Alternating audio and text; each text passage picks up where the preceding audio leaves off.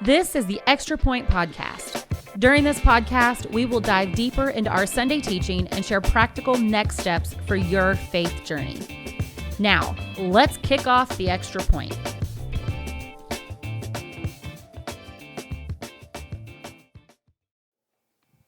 Hey, welcome to the Extra Point. I'm Cheryl Ross, the Next Steps in Discipleship pastor, and I'm here with Pastor Scott Beha. He is our lead pastor here at Southridge Church, and we are going to dive deeper into our Sunday's teaching.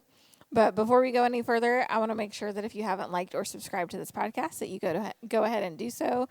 That way you don't miss out on any new content. Well, Pastor Scott, this Sunday you kicked off kind of part 2 of the series, but more of the listening to Jesus aspect of our series. And you shared how many of us don't really know that listening to God is a vital part of prayer and that we often skip it. But it's really important to listen to Jesus as well as talking to him. So recap for us real quickly. Why is it so important that we also listen to Jesus? Well, I think one of the things I was thinking about in the introduction was the reasons why a parent would want their child to listen are the same reasons why God wants us to listen. I give a couple examples. As I thought about it even more this week, there's probably even more I could have added to the list, but like you get guidance, you get protection, you get affection. You would also get correction at different times. You'd also get warning. And so it's so important because how in the world can we say, like, we're following someone if we can't ever hear from that person? It's very difficult. It would be like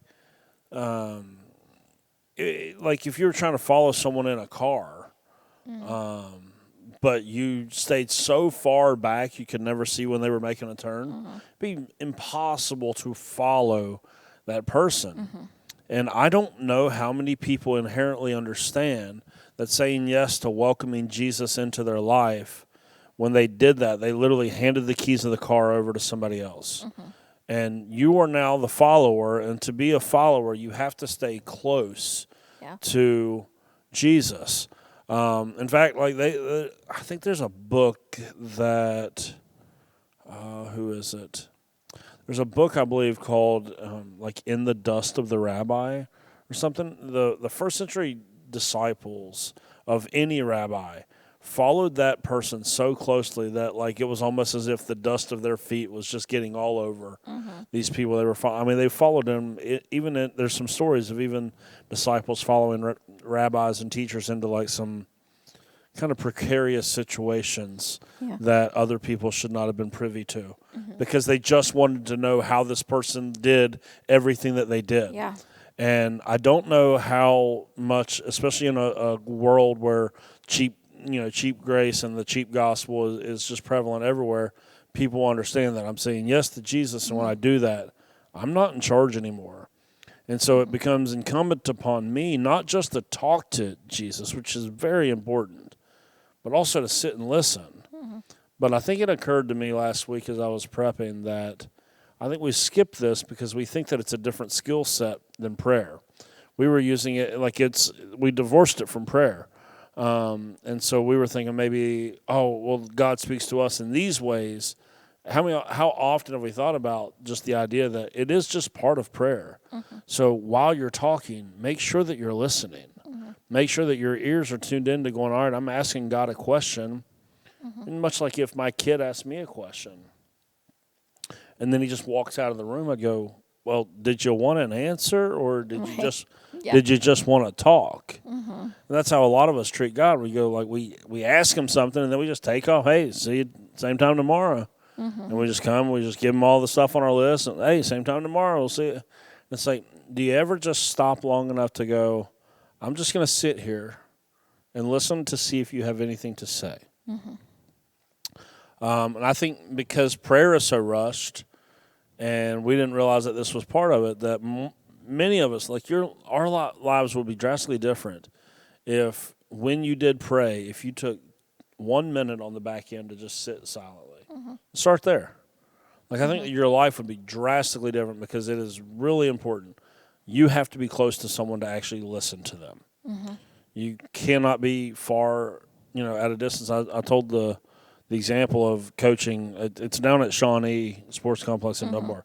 They made those fields way too big for baseball. Yeah. And so the dugouts are so far away. Coaches can literally not communicate with their kids. They're so far away. And there's so many people that they are so far away from Jesus, and yet wondering why they have no clue what he has for them in their lives, or they're looking for wisdom, or they're asking for certain things, and they're not able to hear anything in response. It's because you are so far away, and you have not made the decision to come close, to get into the same room as Jesus and sit until you get an answer. Yeah. And so that's kind of what we were getting after this past week. Yeah. No, I think that's great. I was just in Ecuador and had to speak with a translator often. And regardless of where we were, even the first church that we were in, there was quite a bit of an echo and the sound system wasn't great.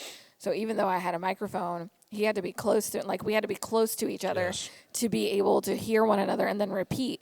And I think that that's often the same thing. Like, if you aren't close to Jesus in your prayer life, then you can't hear what he is saying to you in order to be able to maybe it is something that you need to pass on or share. I think for pastors who preach every week, that's very important to have that closeness. But you gave like one example of a way to be close and practically create a space in prayer to hear from Jesus. But what does proximity look like in our everyday life, and what are some other examples of practical application of getting close to Jesus in those moments? Yeah, so what I talked about with Mary and Martha was they both had the desire to hear from God, and I believe anyone that's genuine in their faith has a desire to hear from God. They had different applications of how they treated the opportunity to hear from Jesus, and it's in the priorities of those people's of those two women's lives in that moment. Not ultimately, but just in that moment that led to whether or not they could actually hear from Jesus. And, we talked about a bunch of different sorts of examples, but I really I wanted to drive home one specific point that was close to me, but now I want to kind of expand the thing. Because it's not, I was making the point that, in the text it says that Martha was distracted, which that in the original Greek means that she was dragged away, meaning that she was being carried off by something that she really didn't want to do compared to what it was that she was being dragged away from. So both of them had the same motive, but Martha gets distracted by all these things. Mary doesn't care what else is going on. She just is like, no, I'm not going to miss this opportunity. And the difference came down to just, distraction and value and busyness and all of this stuff. And, so I talked at length about, travel sports and things like that, because most preachers and, spiritual commentators online just want to sit there and talk nonsense about sports and drag everyone through the mud for them. It's like, no, it's not that. That's not the only thing that's going on. Our priorities just as a culture are completely out of whack. Whether you're involved in too many different sports, and some people might look at my life and go, oh, it looks like you're involved. That would be because you don't have a clue how we're actually practically living our lives. But it's not just these big decisions of whether we're going to be involved in this or not. It also, what I want to highlight today is it's even in small decisions that you make room for Jesus. If you want to make room for Jesus to speak every morning, stop sleeping in. Stop sleeping in. Get up 15 minutes early. It's that is I'm gonna get up 15 minutes early so I can pray and sit in the room with Jesus. It's that simple. We need to prioritize our life to make room for God to speak, but it also looks like, you know what? I could go pick up that extra shift at work. I'm not going to, because if I do that, then it's going to put me behind for the week, and then I'm going to be more rushed later on in the week, and then I'm not going to be able to spend the time that I need to work on my relationship with Jesus. Right? It's not always these big, large, oh, no, we're saying no to. Just go to bed a little bit earlier. Turn the TV off, or just make the goal. Before I turn the TV on this evening when I get home, I'm going to go sit on the back porch for 5 minutes, and just see if God has anything to say to me. I'm just going to walk out there. I'm going to sit in a chair and go, God, here's what's on my heart. I'm going to sit here for a couple moments silently. Do you have anything to say? Let's see what pops in your heart. See what pops in your mind. Read some scripture. That's what we're going to talk about this week. Read some scripture. See if the Lord speaks to you through that. Like, all right, I know some people, they go, you know what? I'm not going to use anything on my phone until I've sat down and prayed. Every morning. Okay, great. Make that a rule. I'm not going to get on social media first thing in the morning. I'm going to pull my phone out. I'm going to pray. And I'm going to sit and listen before I access it. Because, again, we're not saying any of this stuff is bad stuff. I'm saying just priorities are out of whack. Right? That's like the way that this practically works out for me. And, again, I've talked about this a lot. I'm not saying that this is a 7-day-a-week thing for me. In one way or another it is, but, like, the whole formality of it isn't. And I'm even growing in this a lot. And it's been really nice because, again, it may feel like I'm telling everyone that they need to be a prayer journal person. Yeah. And I'm not really I'm saying that's a tool that's really helped me, and maybe it'll help you.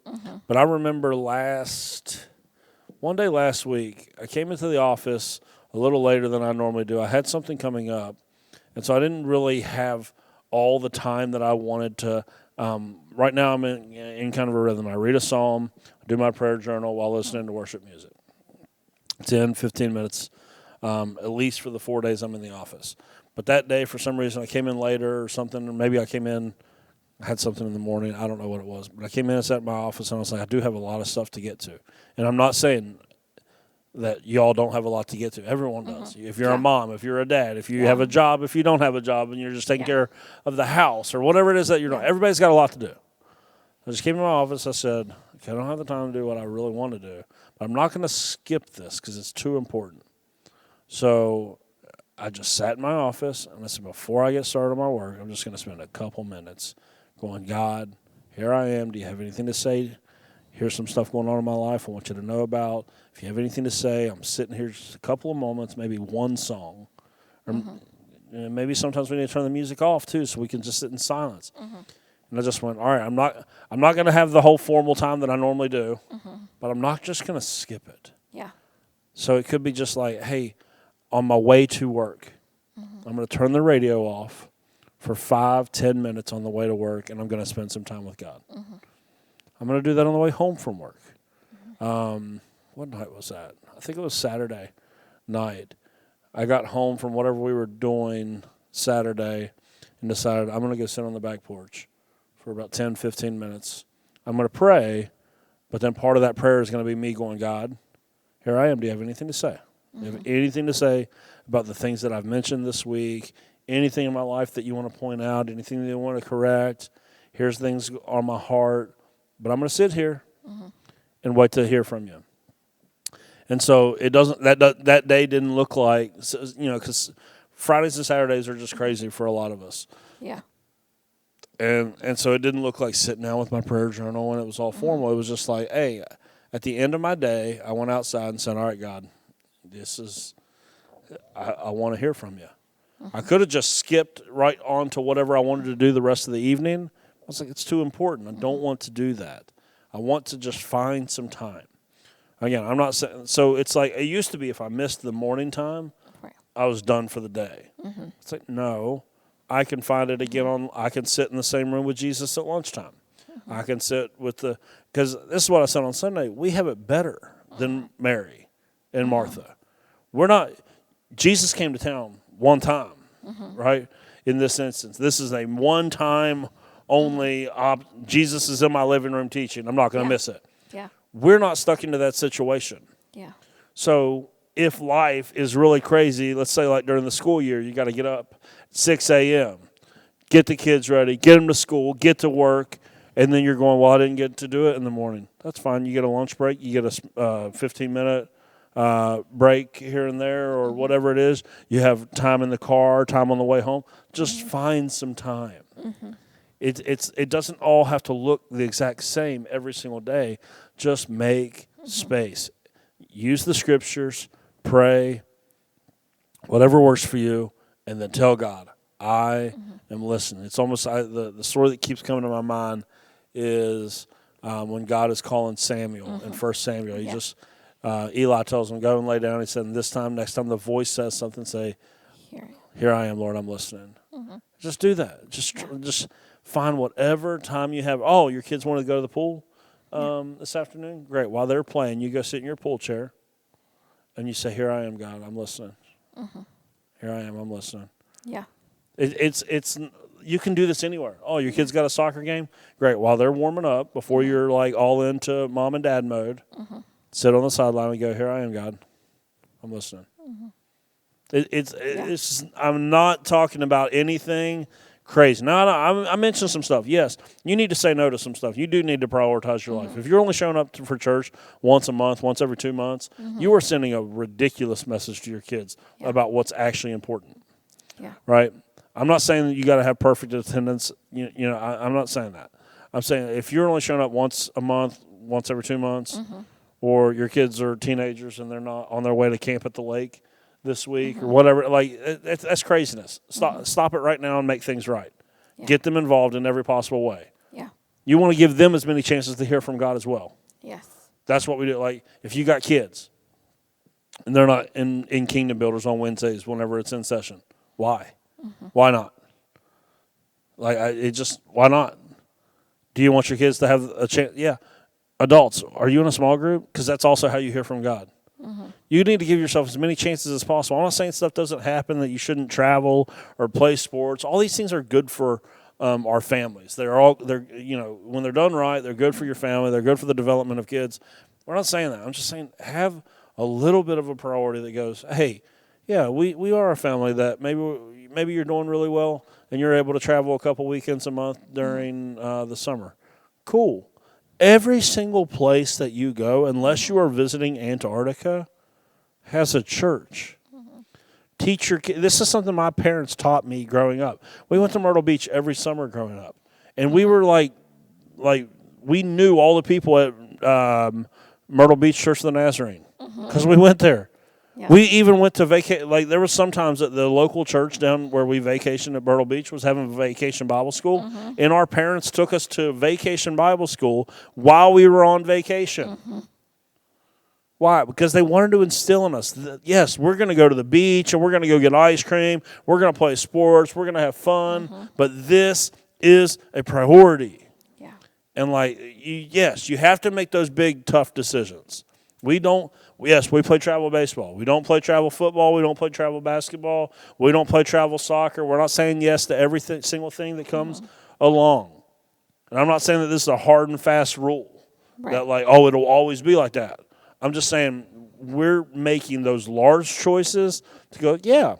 Because I was a kid that every Wednesday night at football practice when I was growing up, my mom would walk out on the field at 6:30 and drag me off the field and take me to church. Yeah. And it made me hate church. Truthfully, it made me hate church. Because it was always like, no, I can't do that because you got church. No, you can't do that because you got church. And it's like, but I appreciate the standard that my parents set in that.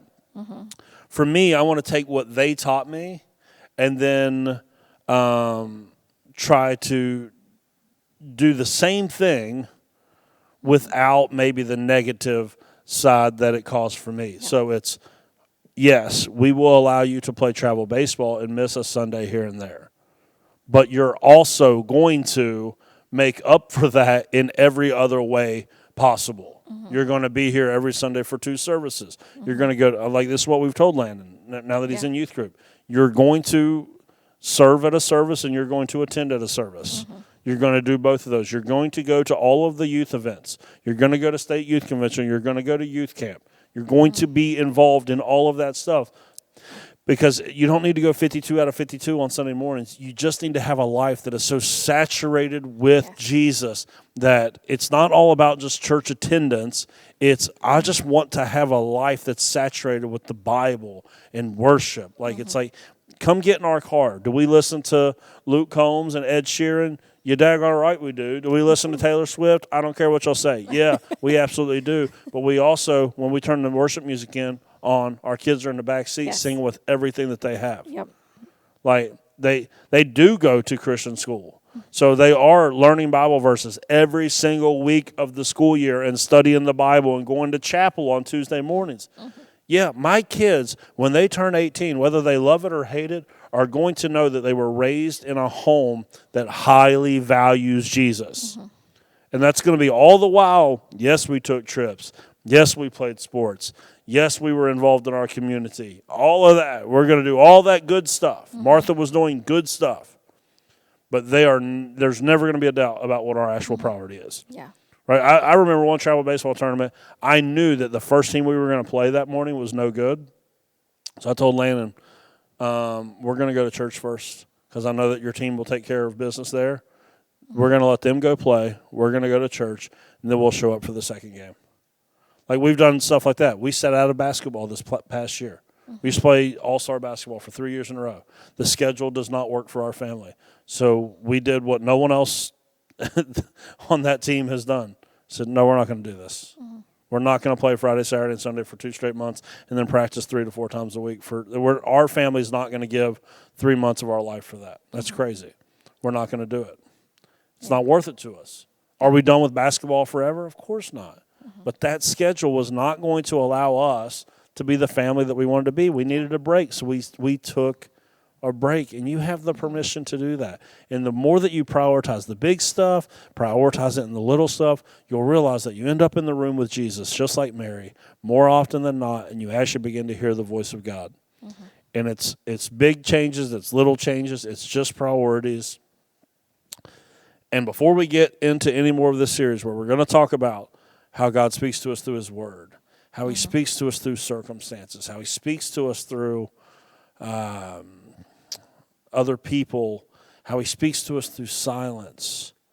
Before any of that will be any help to you whatsoever, if you do not slow down and make space, well, then he'll never have that chance. Yeah. He'll never have that chance. Yeah. I think it goes back to what you said. You said we should constantly be asking, what is the wise thing to do? I think if we are constantly asking ourselves that, like, what's the wise thing to do when it comes to the sports schedule? What's the wise thing to do when it comes to my work schedule? Like, I think if we're constantly asking ourselves that question, then it will cause us to just slow down and think. I think that's often part of our problem is we just go and do and do and do, and we don't ever slow down and actually don't think about it. And ask ourselves, what should we actually be doing here? I think that is incredibly important, and I think the other thing that you were sharing about that is really helpful and just a little practical nugget that I actually learned from Pete Scazzaro during the Emotionally Healthy Discipleship was when you're trying to work in those moments of silence to hear is having that phrase that you can come back to, because our minds wander, our thoughts go, right? But you kept saying, here I am, Lord. And that's the phrase that I use, here I am. Yeah. And if my mind starts to wander during that couple minutes that I've set aside for silence, I say it again. Yeah. I just reset and say it again. Hey, here I am, Lord. And I think coming up with a phrase like that, to kind of reframe your mind and your thoughts to focusing on listening. Yeah. I think it's really helpful to have that and use that in those moments where you have that possibility to just listen. And so I think those are really great things. Is there any other final practical tools or things that you would give us? Yeah, I want to go back to what you said. Asking the question, what is wise, and realizing also, if you have screwed this up in the past, as I have, it's not too late to get it right, okay? That's I could see it on so many people's faces. It looked like they were like kind of getting run over by a bus. And I want to let you know I'm in that same situation where I've gotten it wrong in the past. I'm now trying to get it right because I haven't always gotten it right. So, because this is a wisdom thing. We're trying to figure out how do we make certain priorities? How do we do this? So for instance, right now I'm coaching the Little League All-Star Baseball team. I've done this 3 or 4 times in the past. In the past, because the time for All-Stars is so short, it was like we needed to practice every night of the week 6 days a week, 7 days a week, whatever it was. Like, don't miss a day because you only got 2 weeks to get ready for the big game or whatever. And it was like this go around, when I put this schedule together, I put 3 nights a week on it. Mm-hmm. So we're not doing anything on the weekends. We're practicing on Fridays in the morning because I'm off on Friday mornings. So every family gets their Friday night to them. And we're still not doing anything on Wednesdays. Even though we don't have kingdom builders or anything here, we're still going to give everyone a night at home with their family. I didn't do that the first couple times around. Yeah. That's something I messed up previously. I'm getting it right now. So maybe you look at your life and you go, gosh, we've really messed this up. Or we're way out of whack with where we need to be. We're way out of balance. That's okay. Now that you know, now you can fix it. I didn't know how out of balance I was there for a while, so now I can fix it. And it's not if you're doing that with, maybe you've been overworked for a long time. You keep taking that extra shift and that extra shift and that extra shift. And you just didn't realize. And maybe the Lord spoke to you and you go, all right, it's fine. You don't have to go feel bad about what you did. Right. Just do something with it. Like, just change it now. It's not too late to reorder. Your kids might be 14 years old and all they've ever known is the busy life. Sit them down this week and go, hey, we think that we've probably gotten it wrong in some ways. Let's talk about how we can change this. Yeah. To say, like, you're not... Just because they're in middle school and you messed up elementary school, it's not too late to start over. So give yourself a little bit of grace because we've all screwed this up. And guess what? I'm going to screw this up again at some point. I'm gonna make a bad decision. I'm going to prioritize something wrong. I'm going to overschedule myself or whatever it might be. It's going to happen, but that doesn't mean it has to be like that forever. Right. You can realize when you're wrong and just get it right. Yeah. So, like, just ask yourself what's the wise thing to do. And if you've not been doing the wise thing, start doing it. Give yourself a little grace and move forward. Yeah, absolutely. And a quick, just encouraging story along that note is one of the women in the Bible study I lead.